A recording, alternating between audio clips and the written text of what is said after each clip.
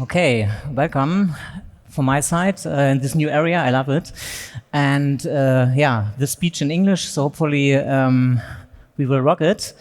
My name is Stefan Wolk. I'm the CDO from the Fielmann group, and I want today speak about our omnichannel experience and how we enable it and empower it with AI. So AI is a big buzzword.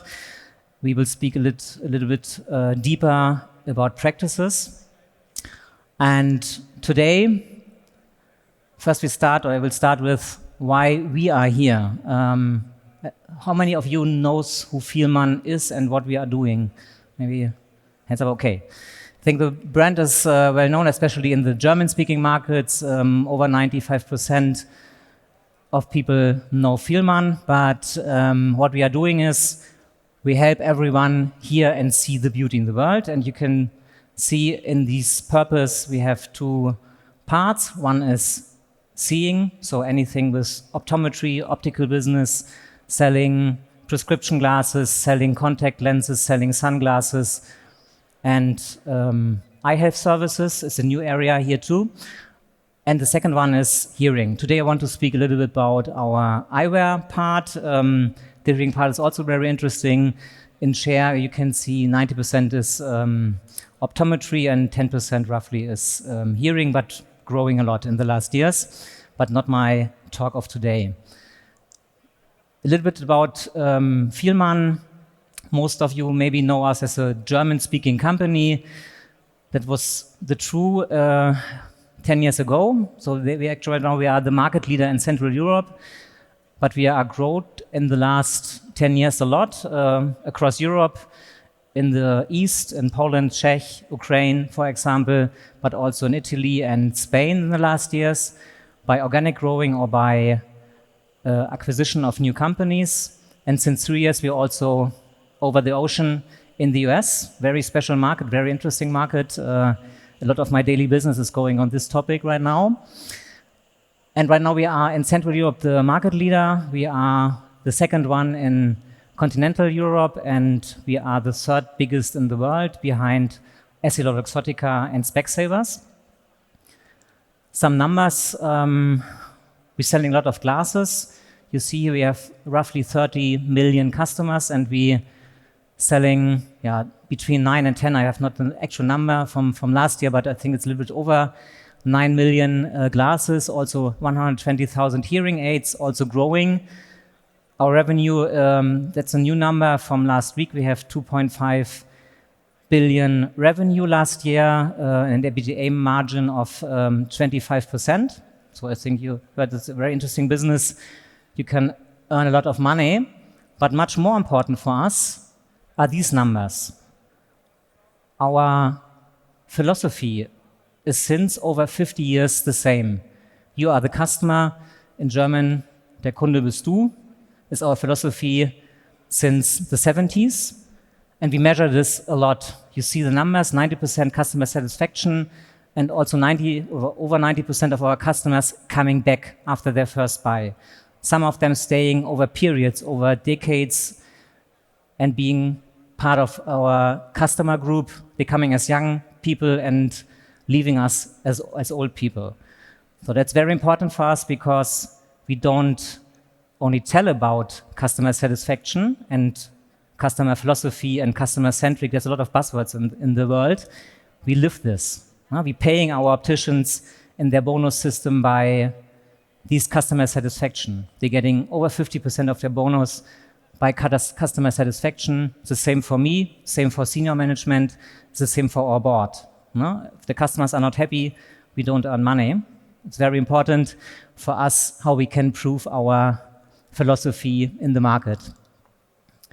But we want to talk about AI. AI is a buzzword, I think. There's a lot of speeches I heard today about AI. Over the last 2 years, I saw a lot of topics in the market. For us is AI an enabler. For us is AI a revolution, not only a technology. And it's not a new business model. It could be, but for us, it's more an enabler. What does it mean? The revolution means you have 3 different levels of AI, which we see in our business. You can make your business more efficient. you can transform your business with AI, and you can reinvent. That means you can build up new business models. Actually, right now I want to speak about transforming. It's the major part of my talk today. We do a lot in efficiency. I think there's a huge potential in processes, what you can do. And if you are focused on this efficiency, you can save a lot of cost. I think that is not surprising. I think hopefully a lot of you doing this in your business. I think it's revolution what you can save on time and money by using AI in efficiency. Much more important for us actually right now is the transforming part, because we have a big challenge I will speak later about, which we're using it. And the second part is, or the third part is the reinventing. That means new business models. It's also a topic for us where we are, I would say, on a very, very early stage on new business models. One example, we enabled an eye health service where we're scanning the eyes during our normal eye exam. And with the AI, we find out if you have any issues in your eyes. So that's a new kind of business model where we're using AI. But it's the beginning. I think in the next years we will see much more of these experiences. So coming to transforming, how we can use AI to transform our business to make it more efficient.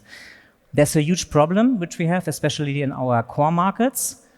It's a very luxury problem. I called it a gold problem. We have too much customers. So if I ask you, most of you would not say you have too much customers. What does it mean for us? 100,000 of people leaving any year our stores by not buying anything. And why? Too much people in our stores, not enough time for our customers. On this problem, we're working over, let's say, like last 5-6 years to enable solutions, how we can find a way to make it much more efficient for our customers, and omnichannel is our approach. So I know it's also a buzzword. Anybody is talking about omnichannel in the last years. We try to live it because we believe totally in omnichannel in our industry. It's very special what we are doing. Optical business is, I would say, more kind of a niche. It's a big niche. We're speaking about 150, 170 billion US dollar revenue a year worldwide. So it's not so small, but it's a niche topic because it's very special. It's more a service indicated topic. If you're buying a pair of glasses, I can't see it by the light, but how many people of you are wearing a pair of glasses or wearing contacts? Okay, I would say 30% also on you are too young, maybe. If you're getting older, it would be a topic for you. The journey in our industry is not the same like you have it in a convenience-oriented retail business. It's a more step-orientated topic. You're starting by inspiration, then you need an eye exam. You have to find a frame, then you have to find the right lenses for your eyes. Then you buy it, and then you have mostly to pick it up. And you see on these journeys behind me that there is not only one journey. You have downstairs the, I would say, journey who's existing over 100 years. Over the last 100 years, anybody is buying a pair of glasses in the same way. Going to a store, making eye exam, and. Then comes online. And right now, what do you think, who's the share of online glasses? 5, 10, 15, 30%, what do you think? It's much lower. It's between 2 and 4% in Europe. In US, it's a little bit higher by 10%, but this is only for prescription glasses. For contacts, it's different. It's more convenient good. If you know which kind of contacts you need, then it's a kind of rebuying. There's the quote between 50 and 70%. But for prescription glasses, it's very low. And I believe totally in a higher share in the last years, but we see the reality is it's very complex, and there's a feeling of the people, I want to buy it with a consultation. I need these kind of consultation. There's a trust part in our business, very important for us. But what we think is we can enable a lot of more journeys for the customer, because it doesn't make sense to do anything in store. You can prepare it online. You can do a lot of topics before you come in our stores or during your journey. And the big question is, does AI solve all of our problems? The answer is no, but it could help us to enable a lot of topics. And I will show you some examples. One important topic which we enabled in the last years was the bridge between the channels. So we have an appointment system where you can make, last year, over 10 million appointments. It's a huge number, but what does it mean if you enable appointments in store for a traditional optical retail business? It's not so easy because you have to understand what does it mean for your experience if you offer these appointments. You have customers, they have an appointment. You have customers, they don't have an appointment. They're coming as a footfall customer, and how you handle this. And as we started this appointment system, we found out we have to reorganize our in-store processes totally new. And that's the first part where we're using AI. If you have in mind, you have an appointment. This appointment could be 15 minutes, 30 minutes, or spontaneously it could be 1.5 hours. If you find out my values are not ready in the meeting and you say, hey, my values are not good, maybe I have to make an eye exam on top.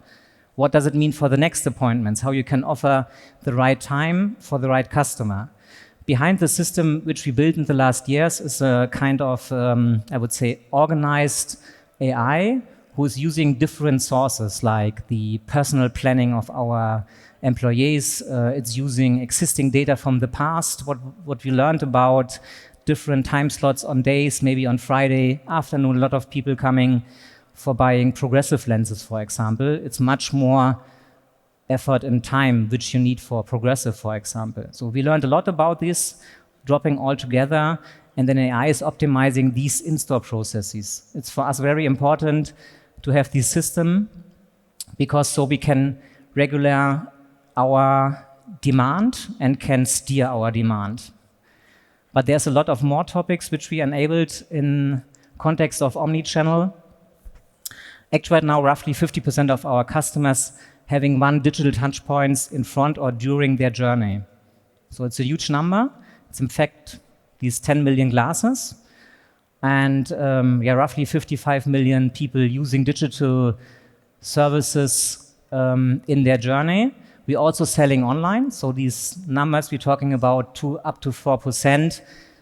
We also part of the game is especially for customers they have very low values like single prescription between 0.5 up to 2.5 or so on. Or, that's another topic, if they were customers of us, if they staying one time in store buying a pair of glasses, the next step could be, we called it easy second pair. We have all your data, we have all your values, we know what we can offer you, we know which kind of frame do you like, and we can offer you an easy second pair, maybe direct after the first purchase or for the next period. Most of the people in Central Europe buying their glasses between 2 and 4 years, roughly. Okay, I will give you some examples of services which we enabled where we're using AI to help you to prepare your journey online, or also we're working also on in-store solutions in the same way. First one I want to show you is the find a frame by the look. So most of the people have the problem, they don't know what they want. So, and it's in frames or glasses similar to maybe perfume. You can see 4, maybe 5, then it's over. Then you see anytime the same. Any glasses or any frame is looking like the same. But what a lot of people see is, hey, I like the frame our optician maybe is wearing, or I have a friend, there's a very nice frame. And then you can make a picture, and we show you during AI a lot of similar models, same color, same style. So you can aggregate your experience and you can find the right frame by similar items. That's a kind of new filter. No? It's not the classical filter by brand or by color or so on. They are also offered, but you can use here AI to find a similar look. It's like a little bit like Google Lens, for example, which you may be using with a Google phone or so on.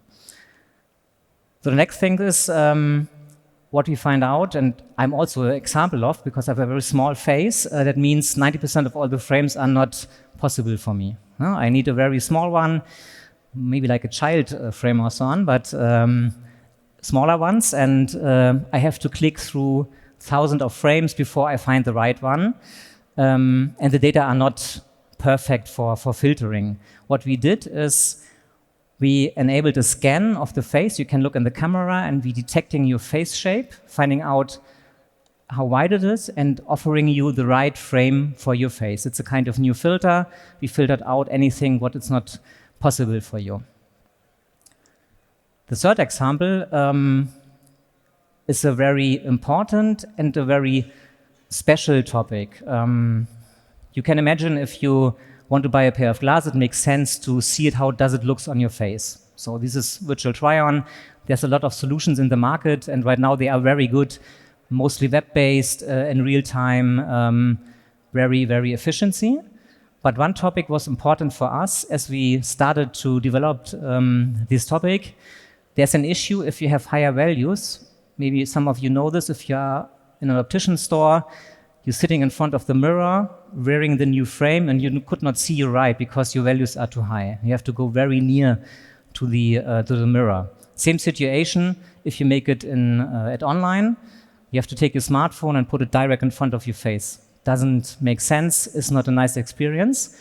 So we developed together with a small startup from France. Right now they are market leader after some years, and we invested too in this company.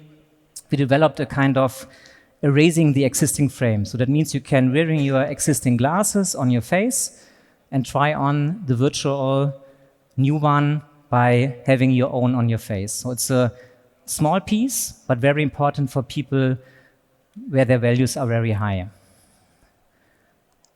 And the next example is very important and maybe not so easy to describe, because as we started with this kind of digital service, it's important for us that we say the quality, if we're selling glasses online or if we're offering kind of services, has to be the same the quality like we do it in store. And any of you who were an optician store know this magical where the optician is taking the frame and is bending some topics and fitting on your face. So it's very hard to do the same in virtual, because you have no opportunity to do it in manual topics. You have to do it by measurement topics. And there we're using 100 million of data we have from our customers to find the right way, have the same quality in measurement for online journey. This cost us million to develop this, was our game changer for starting selling glasses online. So now you see there's a lot of topics in AI is anytime part of these services. But for us, it's just the beginning, because we see here a lot of different services, but they are very classical, I would say. They are classical, typical online e-commerce journeys, and we try to enable on different places, different topics. In the future, we have to bring this all together. Because if you are right now in a store, in a physical store, what do you think how the conversion is? The online conversion is, I think, if you are good between 5–10%, then you are happy. In store, the conversion is anytime between 70% and 80%. You will not accept that anybody is leaving the store without buying anything. Online, you're accepting this, so that I think we can do a lot of more to combining these topics. To have these, there's also a lot of buzzwords in the room, one conversation in one place. Conversational commerce, agent-driven commerce, or anything, how do you want to call it? But we have to break this topic to bring the clicks together. So that means for us, we will aggregate all the services we have in one conversation with our customers. Looking one time in the camera, and we can all this, what I talked about, scanning the face, finding out this shape do you have with hair color, can give you a recommendation for the perfect frame. We're finding the fit of your face. We can measure your head. We can make the binding much better if we're detecting all these in one place and give you the right promotion for your next pair of glasses. So this one is not only a topic for online. I think it's a topic for online by making the experience better, making the conversion higher. But we believing totally Also in in-store self-service topics, we'll see a lot there. We see some indications worldwide where stores are, I saw a store in LA, they was 100% automatic in our business. Anything was doing by the customers by themselves, the rest was going by their smartphone or other digital service. It's like a showrooming model. But there's, in the first step, a bigger impact is coming from supporting our employees. Why is this so important? Because very easy. I would say optician is not the sexiest what you can do in your life. If you're asking young people, do you want to be an optician? I would say it's on a lower level in the ranking. It's more like other topics. And we have a big problem, especially in Europe, huge problem to getting new employees. And if I'm looking in the US, it's a little bit different. There's a lot of people, they worked before at McDonald's or any pet store or so on. To educate them on these kind of recommendation, conversation in our business is very hard.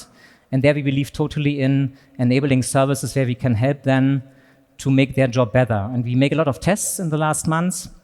One example, we installed a monitor in our stores, and people can take a frame from the wall and can wear it and looking in the camera, and the AI is giving them feedback how this frame is looking on them. It's nice or not, it's the right shape, right color to your hair, and so on. And there maybe also to be transparent, we learned a lot.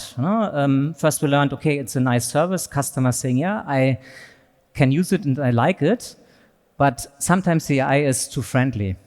It is saying, yes, it looks good, if it really looks good, but if it's not looking so good, then they're saying, you're a nice guy and good, nice for you, but it's not the truth. The AI has to say, it's nothing for you. So there is some topics where we have to work on. In the end, and that is my last part, and we can speak about some questions also. Do you have? AI is not a strategy for us. AI is more an enabler to focusing on our business, focusing on our customers, to focusing on our journey. The goal is not to make smarter technology. The goal is to make better experience in our business. I think that's very important to understand that AI can help you, but it's more a kind of orchestration of your existing needs do you have. Anytime focusing on your needs, on your customers, then AI can help a lot.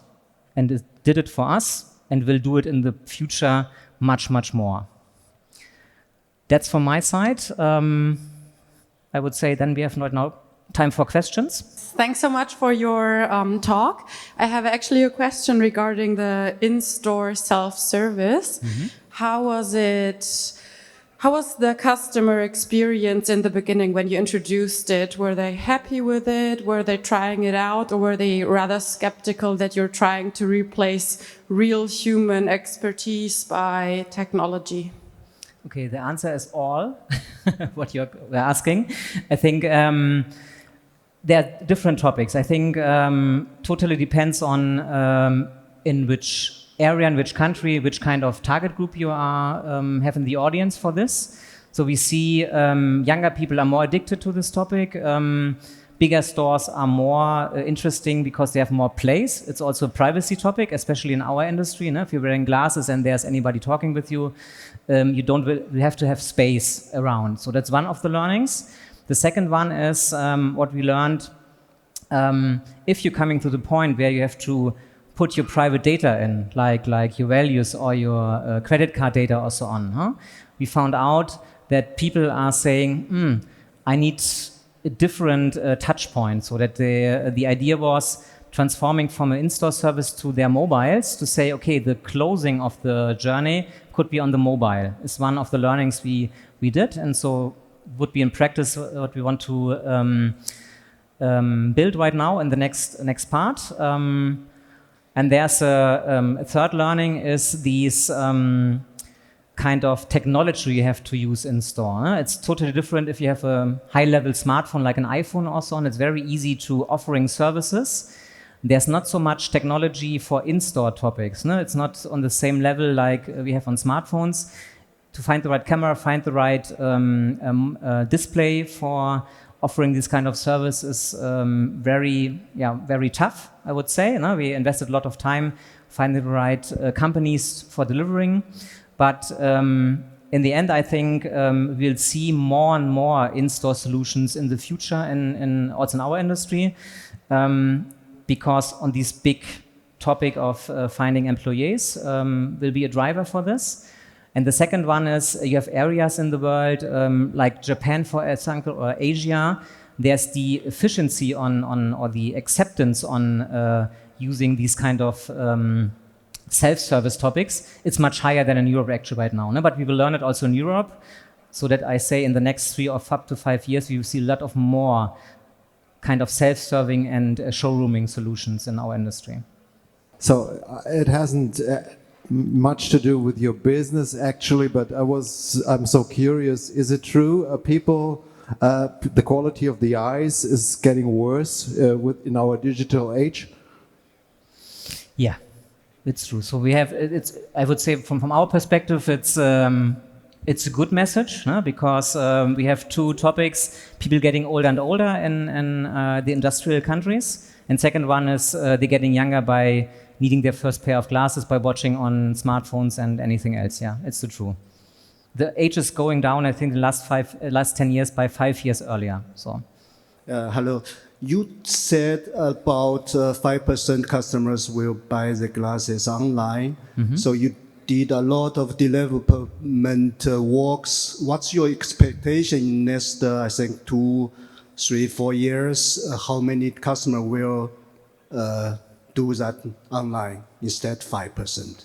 It's a big question, and I would say it's more a quote. No? Actually, now I see indices of countries like India or also the US, for example, where the share is higher by different regularity in the market. In big countries like India, you see a lot of people don't have too much money. There it makes sense to sell them online for $10 a pair of glasses. There's a huge demand. In countries like US, the growing is higher because the American eyewear industry is driven by insurance. So most of the people, roughly 80%, buying their pair of glasses by an insurance coming from their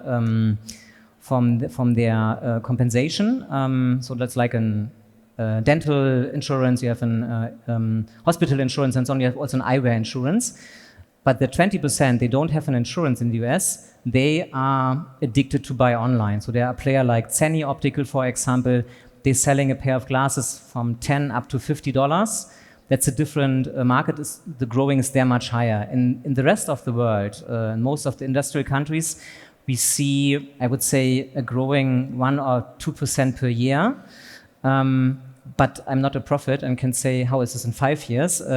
Sometimes I'm hoping it's getting more. Sometimes I say, hey, it's nice to earn much more money by buying in-store. In the end, we will also see the same here. It's my hypothesis. We will see here the same like in other industries. In 5 up to 10 years, we have a similar share like fashion or other categories. But it's more my opinion. I say if you ask in the company, a lot of people will say, no, it will take 50 years or longer. Frauke not, but but I think there's it's not totally clear. So the answer is not easy.